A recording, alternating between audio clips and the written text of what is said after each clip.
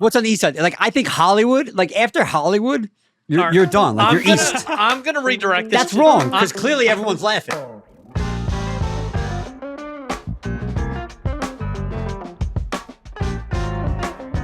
All right, guys, here we are. Welcome back to Industry Only at the Cheese Store. We're really bad at this. We never really properly introduced ourselves. So That's Dom.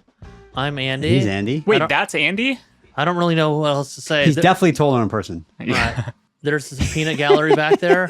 Like, we're just like paying these stooges to hang out because Dom like has an unlimited budget. Unlimited. So today there are no sandwiches out here, and there's a nice spread of I'm not going to call it girl dinner, but there's a nice cheese and charcuterie platter here. But Dom can't eat it because Dom is fasting before we go to Vegas, where he's going to be eating a lot during the World's 50 Best, and then he's got some crazy travel. I think Italy, North Carolina. So tell me about your summer plans. How you're abandoning LA for a while? Yeah, I mean, well, yes, I'm on a diet. Putting this shirt on. By the way, Andy just dropped new merch on the podcast. Did you drop it anywhere else before this? No. You literally have the first prototype. Oh, this is amazing. You're complaining about the size. I Yeah, understand so it's he making you gave want me to a fast woman more. small, which makes me want to really diet even more. But no, these are actually pretty amazing. Who makes this for you, and what? Like, give me a little. Cargo Crew, which is a expanding brand that's based in Australia, that's making a big push into America with aprons and other chef I've actually wear. seen their aprons at your parties. Like, they're pretty. They're dope. They awesome. Just came on as a sponsor for an industry only parties that we're doing in Las Vegas. So, and I mean, they made us some cool stuff. We're gonna be a few of us are gonna have bomber jackets. We're gonna wear all week in Vegas. It'll be fun. But where are you going? Okay, so here, where am I going? Tell me about Vegas. I know it's kind of crazy. So super excited. We're going to the industry only events and for the World's 50 at Wynn, right? So we're going to be doing that starting next week. And that's going to be really fun. We're doing a pop-up at 00, which I'm super excited about. Chef Mike is amazing. And we're really excited. We just finalized the menu, so that's pretty cool. So we'll be there for the week. And then the week after, we're going to Pinehurst for the U.S. Open. We did the U.S. Open last year at Los Angeles Country Club, which was a huge success. They invited us back, so I'm really excited to do that. Yeah, tell the listeners, what are you going to actually be doing at the U.S. Open? Yeah, so we're actually creating these really cool little bites. So we're going to do a little grazing table for all the players and their families, and then we're going to have a little wine pairing with that. We're doing that on the Wednesday and Thursday of the event, which is when most of the people are there, they still haven't made the cut yet and stuff. So that's going to be super cool. I'm excited. Wait, are you a big golf fan? Who are you excited to see? Love. Well, I mean, if you're anyone in the golf world, there's a guy by the name of Tiger Woods that's going to actually be playing. They gave him an exemption, so I think that's really cool. And now, old, my wife right? my wife got me into Full Swing on Netflix. Oh, okay, cool. Yeah, I wish I would have watched it last year when we were doing the Open, but it's actually unbelievable. You wind up loving all these guys. People watch that on Netflix and they watch the F1 show, and suddenly they're fans of these things that have been on the background. But this Netflix stuff is crazy. It's crazy, bro. So I haven't gotten into the F1 thing yet, but I know a lot of friends that have. That's my next thing. But also I don't watch a ton of TV, so it's nice to have a show you could watch with your wife that's not Bravo related. I don't know if you can relate to that, Andy, but just going to the Open, it's going to be pretty special. It's always special. The course is so hard. I've never been to North Carolina, oddly enough. And then so we're doing that, and then the week after that, I'm super excited. We're going to go to Puglia, but this is not. Well, I always say it's not a work trip, but it's always a work trip. But we're going to Puglia and Sardinia. So we'll be gone for 10 days. We're going to my really, really close friend, Scott Cohen, Dr. Scott Cohen, shameless plug, Beverly Hills Pediatrics. We're going to his 50th birthday at a resort it's called Borgognazzi in Puglia, which we actually met up 3 years ago. We met up there with our families, and he has 2 daughters. They're both in between my daughter's age. And they all get along great, and they're super cute. So he decided, after we went to Puglia 3 years ago, he decided, oh man, this place is amazing. They do this Fiesta thing, which is, I can't even explain it to you. In this hotel, Fiesta's not an Italian word, so describe what it really is. No, it's basic. It's a big party with literally there's somebody making mozzarella. There's somebody making doilies that my nonna had. Mozzarella after I told him Fiesta's not an Italian word. All right. So no. So wait, how do you say prosciutto in Italian? Do it. How do I say it in Italian? Or how do you say it in Staten Island? Both. I'm just curious. Okay, in Italian it's prosciutto, and in Staten Island it's prosciutto. Okay, yeah, all right, good. You nailed that really well. That's what I was trying to get you to. All right, so tell me about this big party. Yeah. So they have this festa, which is like, I have to say, like, I've never been to a hotel like nicer, like, and I've traveled pretty much all over the world, and I've never been to a hotel this nice. It's called Borgo Ignazia in Puglia, and basically they have this fiesta that they make. I mean, everything from the fresh pasta to the cheeses to the pizza. Like, but when I say it's probably like a few hundred people.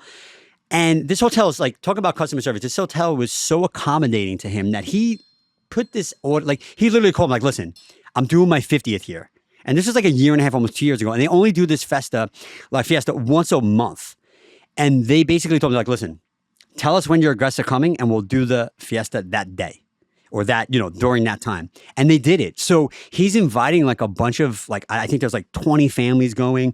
So I'm super excited because we went to this resort last time, and I usually don't like to take the girls, like my family, to the same places twice, especially when we go to Italy and stuff, because there's so much to see. Sure.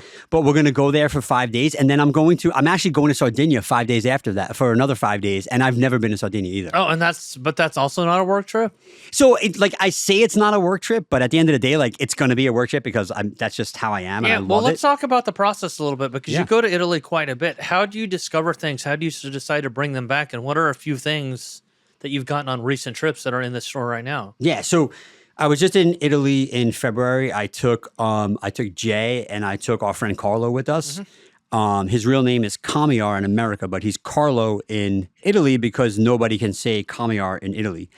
So basically, we went and we managed to. So I don't go to food shows or anything like that, but I did go to like some really small show that we happened to like sort of stumble upon while we were in Florence, and it was really special. But the way we pick vendors is really friends of friends, and we go there, we meet the vendors, we meet the producers, we really kind of like get an understanding of how they make their product, and just try and source things, obviously, that, like, first of all, like, that are of amazing quality, and also too, like, that nobody else has.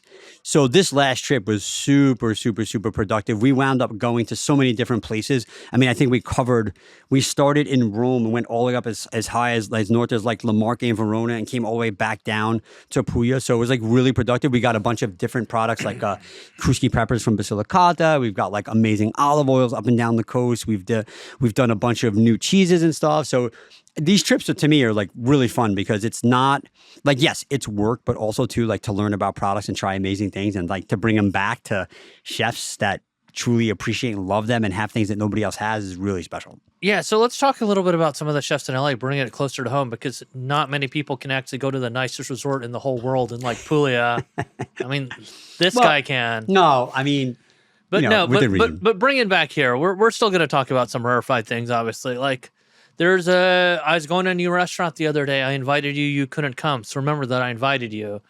I went to Leopardo, the new Josh Keen's restaurant, and I walked in, and it was just like, and I talked to Josh about this just for a minute at the end. It's like, it just feels like a crazy industry night here, crazier than usual. And he goes, yeah, it's kind of every night here. And he wasn't saying this in any arrogant way. It's just that, like, this is Josh Keen, Saison Angler, like, beloved. He's making pizzas for the first time. I mean, for the first time in terms of, like, people being able to go to a restaurant and order them. He's essentially doing raw bar and seafood on that.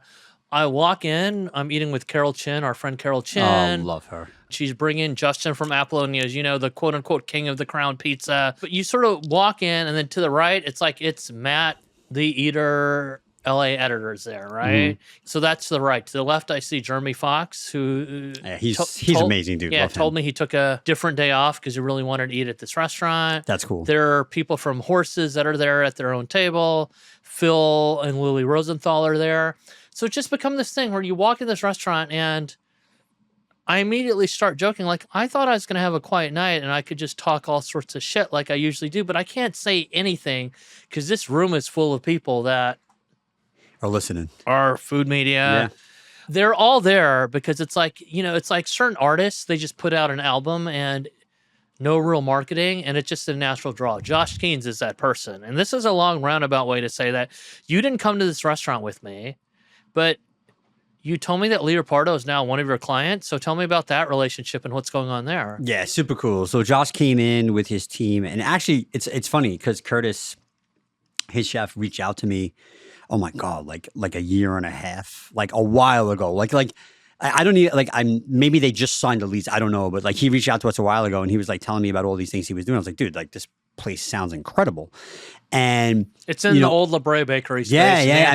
Nancy's like iconic space. I was gonna say like you have to do something incredible in that location. Yeah. Like that is not for everybody. Meaning like you need to execute at a certain level to be able to stay there and to have that like iconic history of that location. So it was funny. So he reached out to me, and little by little we just stayed in touch. And he was trying to source all these like heirloom beans and all these crazy things. And I'm like, dude, like I love this guy. Like he's like I love when a chef can keep me on my toes. And I even love like I don't know everything. There's certain things he's like, hey, can you get this? Can you get that? I'm like, yeah, bro, let me find out, let me see.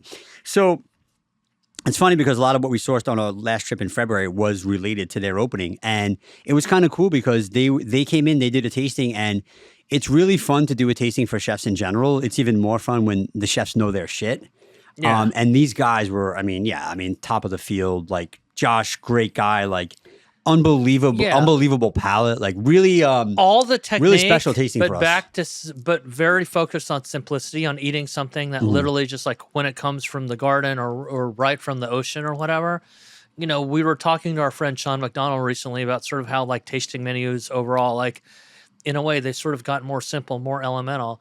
And I think Josh was that type of chef at Cezanne where it's just like, here's a perfect piece of shellfish cooked in its shell. You see the head and the tail and the meat? What did I do? I roasted it over the fire and I put some salt on it, you know? Right. But at the same time, that guy can cook any avant-garde thing that he wants. So, like, look, I haven't talked to him about it, but I'm sure that there are countless iterations of the pizza dough that they came up with, right?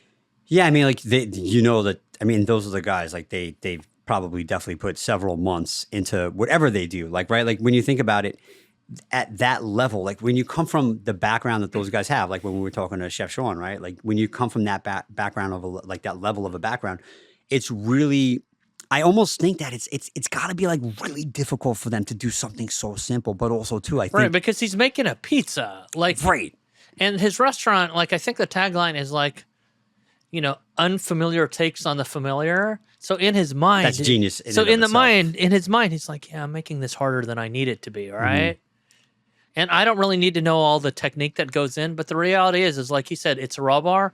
It also has pizza. So I'm hoping that, because obviously like there are a couple iterations of Angler that didn't work out, wrong location.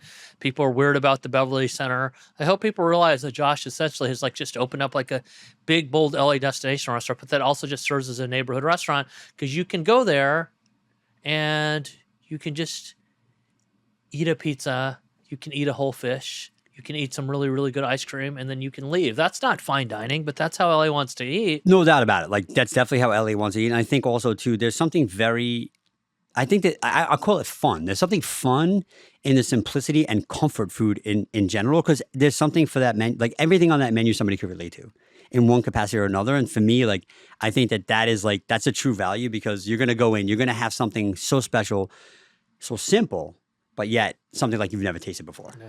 So what other new restaurants, besides Leopardo, are you excited about whether you're working with them or not? Oh, God. I'm excited about a ton of restaurants that are in the city. Leopardo, definitely one of them. Obviously, we've talked about it several times on the cast. Like, I love Stella. I love Rob Gentile. I think he's doing great we're going to have him things. on soon, I think. We should. Yeah, he wants to be on. He has to be on. But no, there's a ton. I almost wish Jay was joining us. Jay's the guy that we need to ask because Jay does all of our wholesale and he's always getting reached out for like new accounts and stuff. But there's a lot of new accounts opening up. And I think it's something to note. Like LA, like, obviously with the pandemic and stuff, like we're kind of on the upswing right now. I feel like we're getting a lot of new restaurants, a lot of new, like different kinds of cuisines. And especially in Beverly Hills, like Beverly Hills is becoming, and I know we spoke about this on other podcasts, but like Beverly Hills is really becoming a food sort of. We got Danielle Ballou coming. We got like a lot of cool things. Yeah, you got Maria coming. Maria, Oh, I mean, we love Cipriani's too. Obviously, how could you not? Like another staple that came to Beverly Hills, which is awesome. But no, I mean, so in terms of talking about the products and stuff, we got like I said, the crunchy peppers. We have cool olive oils coming in. We got amazing cheeses. We're working with a really small winery. Doing some flavored olive oils for us called Collina della Fata up in the Marche region, which I'm excited about. But there's cool stuff, man. So we're excited. And the summer months, usually summer months are like sleeper months for some of the restaurants, but some of the restaurants are busy and stuff. But we're kind of like in that sort of in that zone where the hotels start to get busy. So a lot of banquets happening. We're making a lot of fresh pasta. We're doing a lot of cool things here, man. Right, and you're thinking a little bit more because you are expanding the cheese store. You can talk as little or as much about that as you want, but you're probably going to set yourself up right where the public could come and do tastings of some of these new products too, right? Yeah, so that's the thing, right? Like we want to really focus on bringing, and I think our whole mantra for business is yes, we're like the liaison between the producer and the chef, but also too, like I'll never forget, when Nobu would come in, like Nobu walks into the cheese store. And it's interesting because all of a sudden we just gain this unbelievable credibility from all the customers standing there, like, wow, Nobu buys his cheese here, or Nobu gets that from you. And like, so I think it's really cool. So like to be able to sell Nobu's very much known for cheese, everybody. So hey, he does buy cheese from us though, and for his salads and stuff. But it's funny because, when you see when customers come in and they see these level of chefs hanging out and shopping and hanging out with us, it's like, oh wow, like what is he having? What is he trying? And I think the true value, especially for our company and like where our brand really shines, is like what you buy here is what your favorite chef is cooking with in their kitchen, in their restaurant, and also in their house. And that to me is like that's what's special. Like I said, like Wolfgang buying for his restaurants is amazing. When Wolfgang comes to the farmer's market and buys food for his family to cook at his house, that's really special. All right. But all right, so enough about me, Andy. What's going on with you for the summer? What do we got? You have like my Vegas week is very short. Your Vegas week is very long. Like what's going on? How are you preparing? My Vegas week is an actual week. The problem with being in Vegas that long is that you run into 2 cycles of people. And pretty much after like a day and a half of Vegas, I'm like, okay, cool, I get it. I'm good. But the reality is, it's like if you're there essentially like 2 weekends, first weekend you go there, everybody's ready to go, you're amped. By the second weekend, you don't want to do anything. And then a whole new group of people come. And, who are amped? And they're amped, right? This is literally the only place that you go to over and over again where people like clap and scream whenever the plane lands, like they've never fucking landed anywhere before in their lives. And you're on flight 777 Southwest? Yeah, so this is so the thing is, it's like, no, this is just like me being a curmudgeon about it. But no, it's a great honor to be launching industry only in Vegas. By the time this comes out, it will have happened. We'll know by then whether it was good or a disaster. But we're doing parties at Resorts World and Esther's Kitchen. We've talked about this before, but there are a lot of LA chefs that are going to be cooking at Wynn at a new food festival called Revelry, LasVegasRevelry.com. And it's overwhelming is the wrong word because I think we have it under control. But it's certainly like a massive step from just like doing a party at your friend's fish store at 7 o'clock on a Sunday night, barely planned, with no real food, to just being like, okay, here's a run of show and we're going to do all these parties, right? But the reality is, it's like, it's still just going to be we're throwing another party. And then I may actually just... Yeah, but you have like 500 plus people at your parties in Los Angeles. How is this different? We'll have a few hundred people at one of the parties in... Yeah. It's crazy. In Vegas. I mean, Vegas is a 24-hour city, so our parties in LA start at 6:30. We have one starting at 11:30. I don't know how many people are going to be hungry or cooking at 1 a.m., but probably a lot. Yeah, more than you think, I bet. Yeah, and then literally 30 hours after my craziest party, I may just decide I've had enough and I'm going to skip something. I'm going to go play in the World Series of Poker instead. And that like calms my head. But if you actually think about it on the face of it, that's like equally ludicrous because that's just a different form of crazy stimuli because that's what Vegas does, right? Mm-hmm. Vegas is the type of place where you're just like, I'm tired of this 3-day crazy music festival and I'm tired of going to nightclubs. So, I'm just going to go eat a 20-course tasting menu. I'm going to go do the craziest shopping that I've or go to the wildest spa. They tantalize every sense. Like they have something for everybody, and it's like of the nth degree. Like it's the best you can get. Yeah. I love Vegas. I do. I love it. Right. But also it's the type of places, like a lot of people go to the impulse control problems and they think their shit's mostly under control.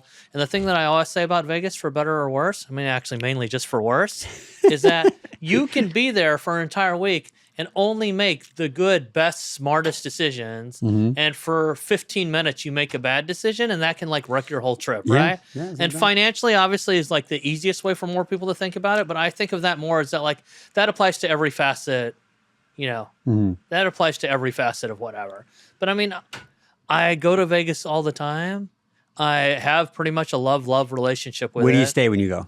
I mean, I stay all over. I'm agnostic. I was at, I mean, this time we have events at Resorts World and Wynn, and I'll just leave it at that. But I like all the hotels. Yeah. Cosmopolitan, Aria, they work nicely for things. Obviously, the Fontainebleau is new and it's gotten some buzz. And there's new things off strip, like there's the Durango Casino, which we should talk about. Yeah, love that hotel. Like I love, and Danny from Danny from oh yeah. Catch back in the So day, Danny like, A is going to be. Love him. He's the executive chef for Station Casinos. He's very tight with some of our people like Leeway. He's going to be at all our parties. Cool. I love him. Nico's Steakhouse. Shout out to Nico's Yeah. Steakhouse. By the way, amazing meal. That hotel, for me, that Durango, I think is one of my favorite hotels there. I haven't stayed there yet, but I'm going to go stay there soon. And I guess sort of to answer your question, I mean, I'm not thinking much beyond that. Like I'm gonna be in Vegas, and we'll see what happens after that. We're gonna come back to LA because I think there's a major milestone for the new location of the Cheese Store of Beverly Hills. Yeah, that's right. And we can celebrate then, and then we'll decide if we're going to do more of this podcast or what else. But look, I think there's a lot of people trying to open restaurants in LA right now. I don't think a lot of them are going to open in the summer. It'll be a little bit of a slow time. So, I can take I think like if you're a restaurant opening in the summer, unless you want to like just try and get your beak wet a little bit, I think like a summer opening is kind of tough. Exactly. You just wait. You wait it out. I mean, there's some people I know that are going to open in June, but they're in late June, and their plan is like, we're going to open in June, try things out, but kind of in July, August, we're sort of open, and then it's September, we're really ready. That's just to get your reps in, I think one prominent restaurant, Lalou from Marissa and Matt Hermer, opening in the old Ago space, that iconic Ago space. What's the team? It's the Marissa and Matt who have Olivetta and the Drake Hunt. So we sell to them. Are they gonna do like a French bistro? It's a Mediterranean restaurant. Mediterranean, okay. Yeah, I mean, I think that's the best way to describe it. Beautiful indoor, outdoor setting, and it's the type of thing where it's them, so it's gonna have a party vibe along with serious food, which a lot of times we joke about, but that's a hard thing to balance, right? To be a real restaurant and also a party restaurant. By the way, like Ago, I mean, I'm going back, but yeah, like Ago was like a fun place that had a really great run for a while, and that was kind of like the best of both worlds. And they're changing the vibe of it in a pretty bold way. But this is also like we've talked about with other chefs. Like right now, you got to adapt. You got to figure out a way to make money. So you remember one of the things about Ago, right? Is that you could just drive up into that lot, right? And it was sexy, and you would look around and you'd probably see some celebrity or whatever. That place was dripping with celebrities and just like great eye candy. It had a little bit of everything. Great food, great drinks. Well, guess what? Lalou, beautiful patio where that lot was. They're just like, no, we're going to have to create something new. But I think it's going to be a good move. I think they'll have DJs there on some days and then nights, obviously. So I'm excited for that restaurant. And then what else? What else are you excited for? All the openings. I mean, Aitor Zabala's. Yeah, that's like next level. Reopening Somni. Yeah. Which very well could become the best tasting menu that Los Angeles. And he's been on that for a long time. Like I remember when he came into the old location tasting stuff. Yeah. So well over a year, which is pretty amazing. He's incredible. That's like, when you think of like those chefs that are just like he's just like, that's a different level and I mean, chef. and the interesting thing too is that's also West Hollywood. So like we're talking about Beverly Hills, there are these whatever long established, people almost think it's like older stodgy areas when it comes to dining in the middle of LA. But Beverly Hills and West Hollywood are having a moment, which is very, very it goes against the narrative of what a lot of people think LA is, right? People are just like, well, LA is like, you have to go to this thing in the South Bay and this thing on the East Side, and really, Dom, you don't go to any of that shit, and I know that. What's the South Bay and where's the East Side? Yeah, airport and someplace you're never gonna go. No, but bro, like these are the things we had this conversation before. Like it's so hard to get. Like if you tell me we're gonna go to dinner on a Thursday in Echo Park, right? Like I made it out to your industry only event, but like that holy wasn't hell, an Echo Park. What Frogtown? What was that called?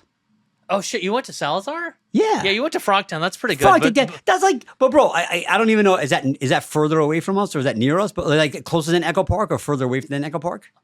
I think from here it's a little further. But you know Okay, what? so bro, like, I want to map this exercise because I don't even know the logical way to drive from fucking Beverly Hills to yeah. How about Frogtown you right take now. the streets? Because I don't know of any other way to get there except when you get past, I don't know, near Glendale or something. We got on the freeway for like 2 seconds and then we were there. That's like a far. You drove 9 miles in Los Angeles, but it was Right, it was like, an adventure. Right, like I was looking for like a rest station or something. It took like an hour and a half to get Well, there. what did you feel? What did it feel like once you got there? Yeah, I'm right. Frogtown's a little bit farther than Echo Park. It's a little bit farther. So, Yeah. but this is my point. Like, all these great restaurants opening up all around town. Like, I understand. Like, how the hell do you get to? It's almost impossible to get to a dinner reservation after you've worked all day, travel in a car for like an hour and a half to travel 8 miles to go to like. So it's hard. So like on the weekends is when you really want to like go check out new places because you don't have that opportunity to do so any other time during the week. All right. I didn't realize this episode was going to turn into an intervention where we have to stop Dom from going to Cipriani clearly because he can just walk there. Yeah, if I can't walk there, I'm kind of over it now. No, but I mean, as long as it's a Vespa ride away, I'm fine. But like to go 8 miles for like an hour and a half it's a big ass during the week. I could see it on the weekends though. It's hard. It's hard in LA, right? Like, so you have all these new restaurants opening up in Westwood, West Hollywood, and like Beverly Hills and stuff. So it becomes, it's hard. So you think about people on the East Side trying to come over to the West Side. That's a big ask during the week. So be open on the weekends, I guess, if you're a new restaurant opening, be open on Saturdays and Sundays because you've had a ton of business for people who are not, All right. Great advice for restaurants. Open on weekends. Yeah. Yeah. And, do you want to try and like accommodate dinner time? Right. All right. So serve dinner on weekends. Yeah, serve dinner on weekends. All You right. guys, What other great advice do we have for restaurants right and now? And chefs, you're welcome. All right, you're welcome.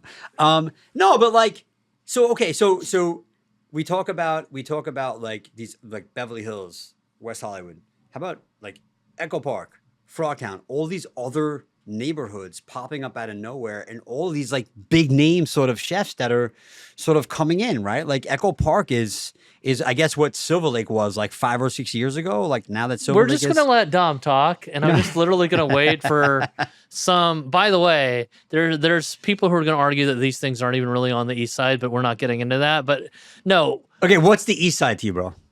It's not about what it is to me, and I'm not even entering this minefield. I'm just like, if you literally just Google, is Silver Lake on the East Side? There's a lot of discussion about it, and I'm not taking a side, although I know what side it is. So Silver Lake not really on the East Side, but it's like we're not getting into this right now. You don't think Silver Lake's on the East Side? So all what's right. on the East Side? Like I think Hollywood. Like after Hollywood. You're done. Like you're east. I'm gonna redirect this. That's wrong because clearly everyone's laughing. I'm gonna redirect this to a safe space for you, Dom, because please. I don't need you to get canceled. Some of the funniest shit that I ever might be too late. Some of the funniest shit that I ever saw, just in terms of somebody getting dragged, like from Bobby Flay. Is friends with Stephen Calt. Stephen Calt, the great chef who had Spartina. Spartina is like on Melrose, like not far from where like Ronan is, not even that far from like where Mozza is and all that, right? But it's in that district, right, where I think they call it the fashion district, where they sell the leather or where I don't know what the actual. But the point is nobody in LA would call that the East Side, right? But Bobby Flay comes here, eats at Stephen Calt's restaurant, is a little upset that Stephen Calt has not gotten proper attention for the restaurant. Like I think he even like was talking about how Jonathan Gold didn't write about this restaurant. These people from other cities don't understand that like most of the shit never gets reviewed. Bobby just posts something, like I think it was on Twitter, everybody should know Stephen Calt is making the best food on the East Side. And it completely fucking distracted from the fact it's like, oh no, fucking Melrose Avenue. And so I just think that like it's a minefield. I get it. You're in this like Beverly Hills, West Hollywood bubble. I actually go to all this shit and I don't even want to talk about it because what part of town do you live in, bro? I live in Studio City. Oh. But I go to Northeast LA all the time. I go to the West Side all the time. I go to the South Bay all the time. I go to the San Gabriel Valley all the time.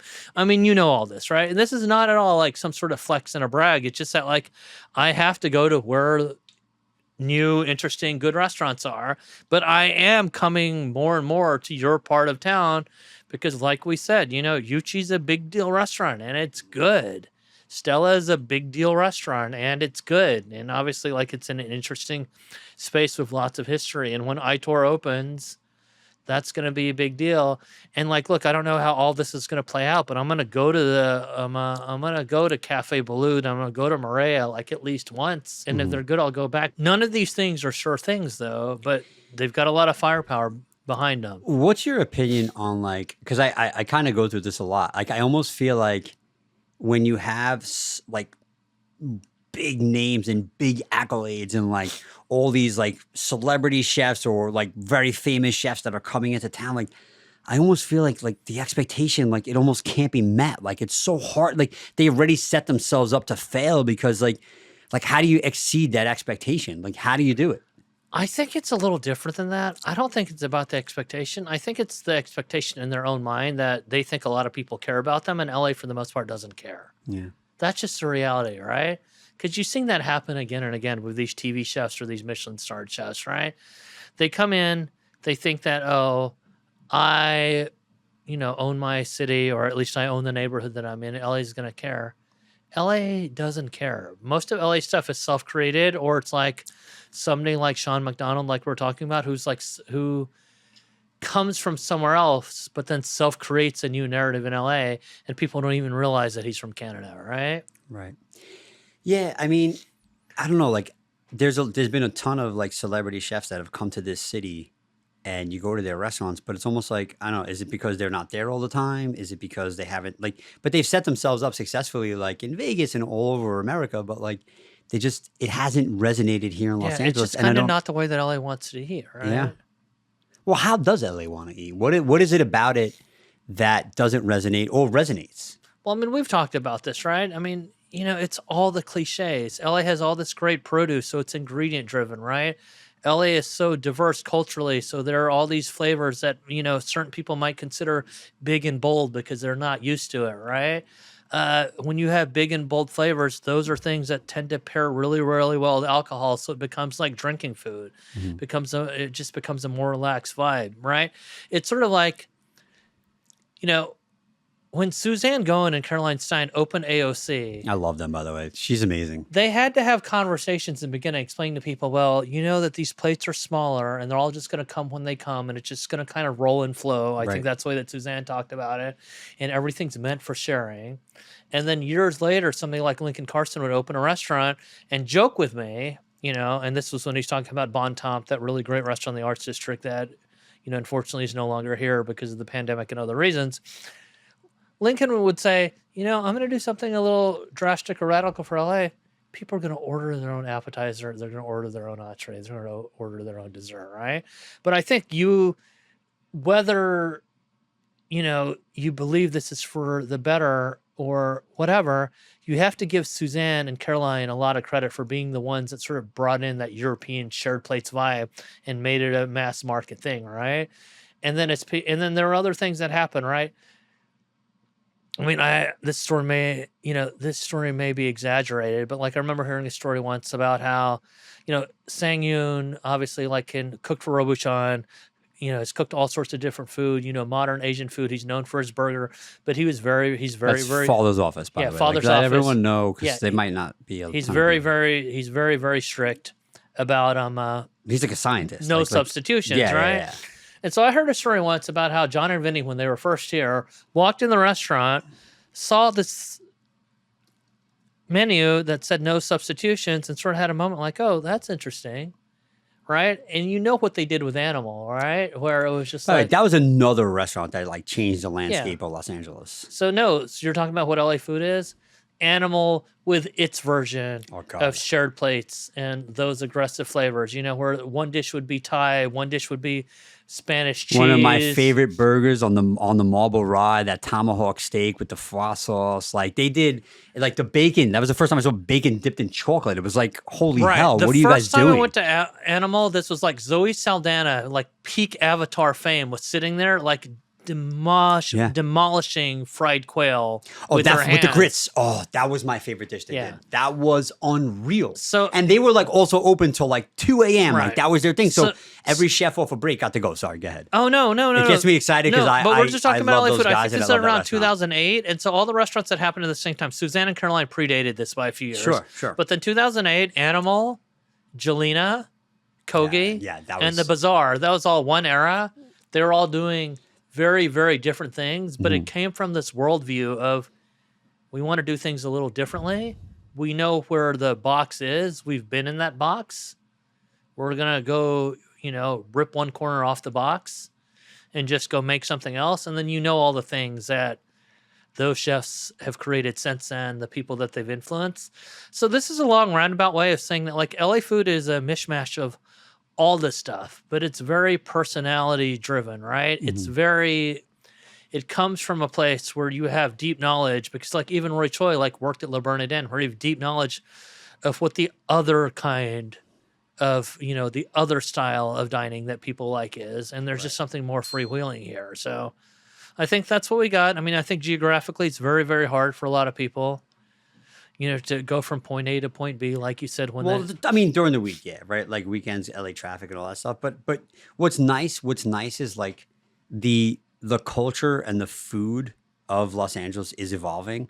And we're just attracting so much talent and so much, yes, like it's sort of becoming, it's always been this melting pot, but I think even now, like so many people want to come here, open a restaurant and do things. And I think what's important too, I think like the takeaway is like the chef, be yourself, do your thing. Don't try and accommodate the Los Angeles because you won't. But if you do your thing and you do it well, I think you'll get the business. And then, if it's important to you as well, you get the accolades, but I don't think we care about that, but it's more like you'll get the business, you'll get the clientele and like you'll be appreciated if you just do your thing. Cool. I think that like sums up where LA dining,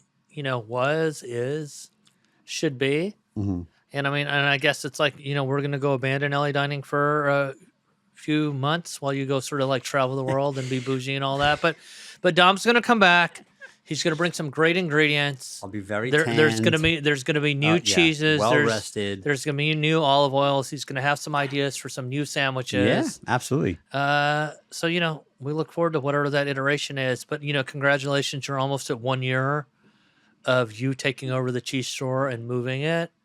And you're sort of creating your own new thing here too because there were no sandwiches before. Isn't it crazy? It's like we're having like this. LA is like becoming this sandwich, like everyone I talk to is opening a sandwich place or has a sandwich place or is doing something sandwich related. It's cool. Like it's like what we do with burgers, like and what we're doing with pizza and like what we're doing with sandwich. Like there's a lot of like rebirths of things. I think that's really cool. No, and I think that what you're doing is super interesting because everybody looks at you, they hear your name where they can't pronounce, they see that there's a sandwich called the Dom, and they imagine, this is an Italian. Conceited. Yeah, this is an Italian sandwich spot, but it's really not. You're using Spanish bread. You're using cool American ingredients. The Turkey Club is maybe my favorite. I know you love that. I'm gonna rock that out for you. My favorite sandwich. So it's sort of like that to me is sort of LA food. This is just all the stuff that we like, and through all our knowledge and experience, we're good at making it this way, and you have multiple chefs who have cooked at fine dining restaurants, and one of them, Ben, is obviously Chinese. And it turns out that he makes good Italian sandwiches. And, you've got... No, it's just like that to me is sort of what's cool about LA. And even here, because you've got people that have worked at Mozza and Cut who are essentially making sandwiches and pasta, but they don't see this as like we're doing something different. They just see this as like, this is how it evolves. This is what we want to do now. So love it. Love it. Ingredient driven. Yeah. All right. Well, I'm glad the solo episode of the Cheese Store podcast, Industry Only, the Cheese Store, is actually over because Dom can go make me a turkey club now. Oh, dude, it's getting ready. I love it. And to be clear, Dom's not making the sandwich at all. He's just walking in telling somebody to make the sandwich. Yeah, I'm the designated delegator. Yeah. Yeah. It's a good job. You rock the merch nicely. Thanks for modeling today. I love Cargo Crew, Industry Only. Loved it with jackets, polo shirts. Yeah, we're gonna have aprons. Yeah, maybe we'll sell some of the stuff. And they will here. make them for men at some point. Yeah, I'm just kidding. No, these are actually. I love the material too. This is really nice, and we got a little big noise shout out too, huh? Yeah, no, we got a love big, that. big noise logo on it Yeah, because big it's noise. like, it's sort of like it's fitting for big noise that it's Yeah. a little loud. And I love it too. Anyway, I love let's it. toast to the big noise. See you next time. It's a big noise.